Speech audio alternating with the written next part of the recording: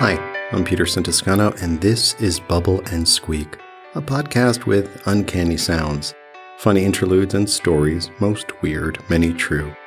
Okay, here's Season 2, Episode 3.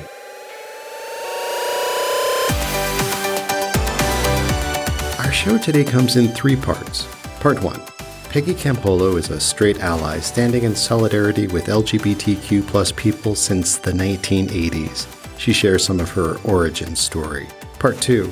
UK-based artist Ric Stott recites an excerpt from his erotic spiritual poem, Invocations. And Part 3. A sound slice.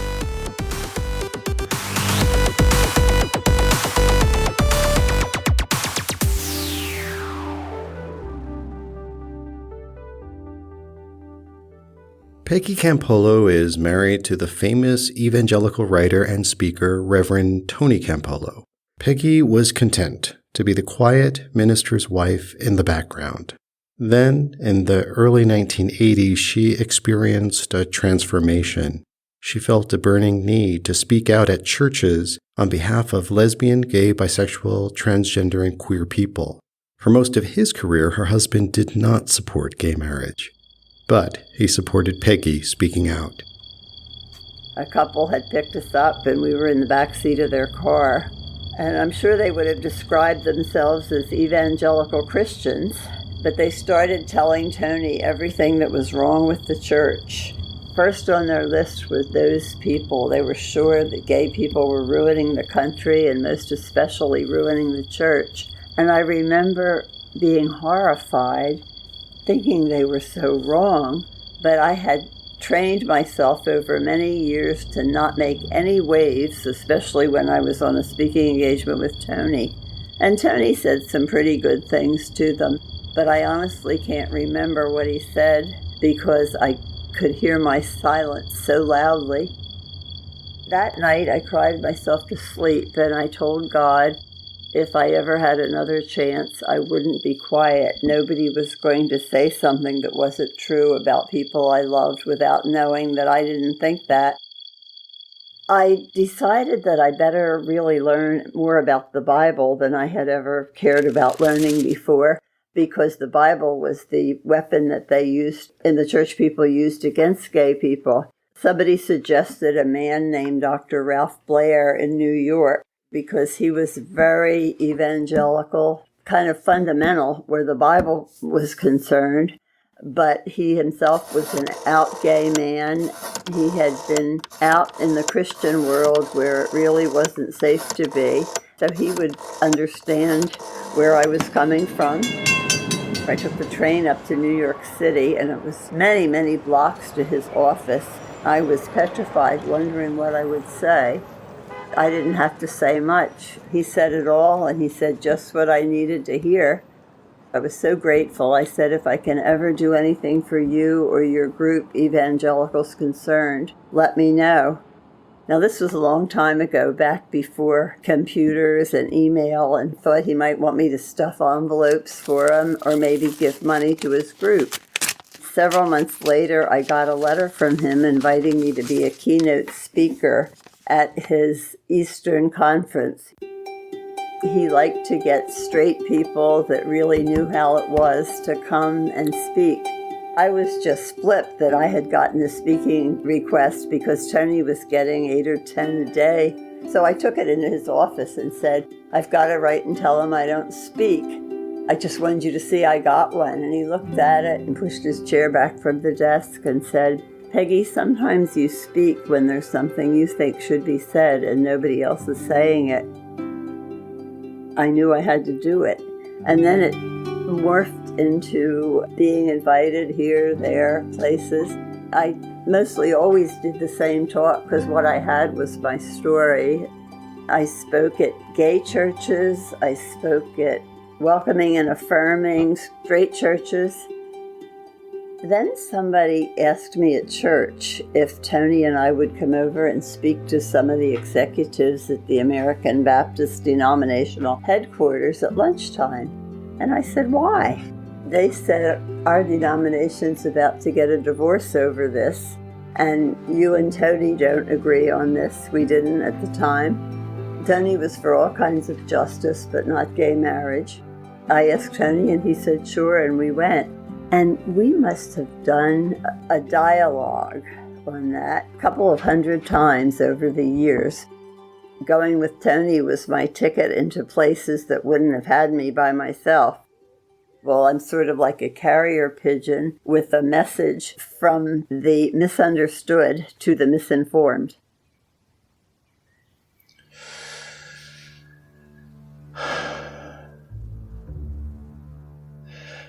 Tell me what you know of the god of destruction and creation.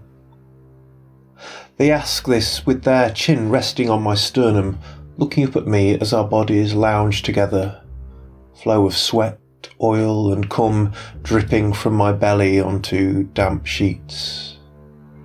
Their cock softening against mine as we speak and move from frantic intents to a gentler flow of intertwining. They have a black circle tattooed in the centre of their chest and a black circle on their spine, as if a void runs through their heart space from front to back. When they had first undressed, I touched it, and although we hadn't spoken of sex, we both felt that inexorable drawing from our abdomens, the bright orange orb of desire pulled towards infinite connection, and so our cups of peppermint tea had cooled on the windowsill, untouched. When they turned, I kissed between their shoulder blades and touched the void with my tongue. When I lay on top of them, I held their clavicle between my teeth, skin moving tight over bone. We had consumed each other's bodies without speaking. The intuitive wisdom of muscle, hormone and parasympathetic nervous system opening wide the flow of energy between us, and all the while the void space of their heart pressed against mine. Void of continual creation, void that holds the potential for all things to burst into being, music from silence, dance from stillness. Their fingers had dragged from the nape of my neck to my perineum, softly at first, then harder. Nails scourged flesh over and over in the swell of ecstatic. Red lines seared from my crown to my asshole, blotting blood on sheets, whilst our mouths, wide and pressed together, breathed in and out of each other, their exhalation inflating my lungs, expanding me beyond myself, their void opening to envelop me. Negative and positive space, creation, destruction, all false binaries dissolving. Pulsing in and out of each other, the intuitive flow of bodies in the realm beyond words, beyond knowledge, beyond reason, beyond any attempt to elicit meaning. Far beyond the shores of that petty and banal thing called falling in love. This angel trickster visitation, whose breath still settled in my own lungs, asked again in the postcoital cocoon, tell me what you know of the god of destruction and creation. I look into the void of their eyes. I speak into the void of their mouth. That god was present at my birth, but it has taken me 4 decades to know him. It is a fearful thing to look at the one who dwells in shadows. And now I learn 3 invocations to bring forth shamanic selves that revere and reveal plutonic secrets. Will you teach me of them, as I have taught you the flow of the body? Their teeth bite onto my bottom lip as the call to prayer chimes down the arch of my spine. I say, I can tell you what I know. If what I know is very little, then what I know is still enough. The first shaman I knew when I pulled a lycra fetish mask over my face. I looked at the mirror and screamed with lust. His totems are butt plug and swollen phallus. He dwells in primal places of darker instinct. The second shaman I knew when I smeared clay on my face, from soft, cold, damp to dry, cracked flaking. They know male and female in exquisite balance. Their totems are fallen branch and turning tide. They dwell in expansive heart. The third shaman I knew when I entered the tunnel of peacock feathers in visions that don't need eyes to be seen. In higher places where all the labels we cling to have had their meanings wrung out, where there is only union, and should it have a totem, I could not grasp it in my hands or speak it from my mouth. It dwells neither here nor there.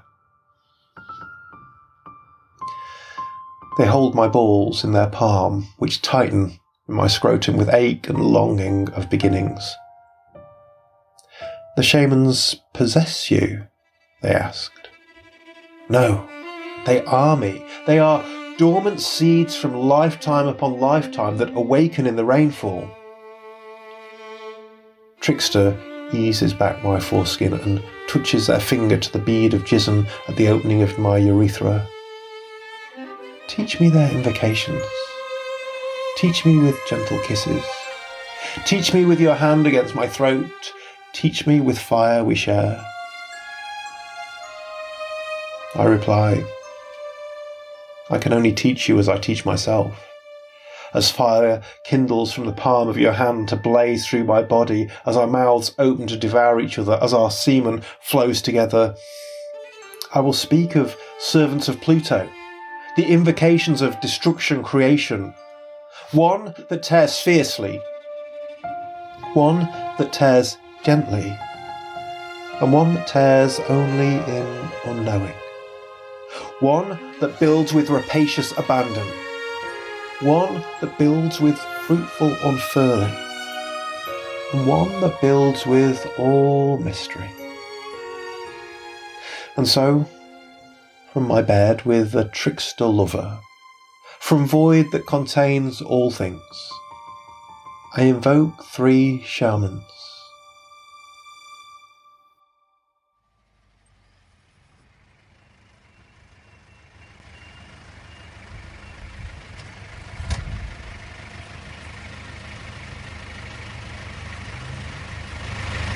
Cámara. No, es un grabador de audio para grabar el sonido del coche y el calle, porque yo hago programas de emisoras de radio. Entonces siempre viviendo por los sonidos. Let me set the scene for you.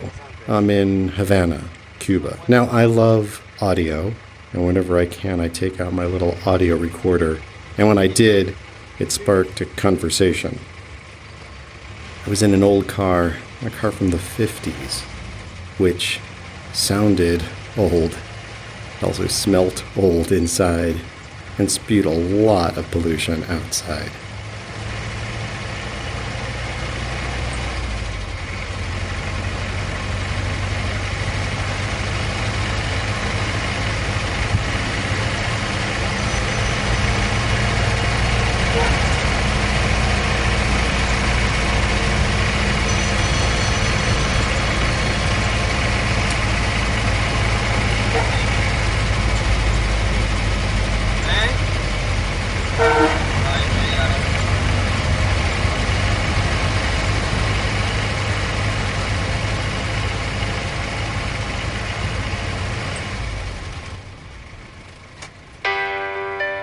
Bubble&Squeak is written and produced by me, Peterson Toscano. I mostly make the show for me and for my friend Edward, who is finding his place in the world. The soundtrack for Ric Stott's poem, Invocation, is Puzzle of Complexity by Jo Wandrini. To learn more about Ric Stott, visit his website. There you can view artworks for sale. He also offers art commissions, one-to-one spiritual accompaniment sessions, and retreat facilitation. Visit ricstott.com. Ric is spelled R-I-C without a K. Stott ends in 2 T's. ricstott.com. And feel free to say hi to me on Twitter at Peterson, the letter P, the number 2, S-O-N. And thanks for listening.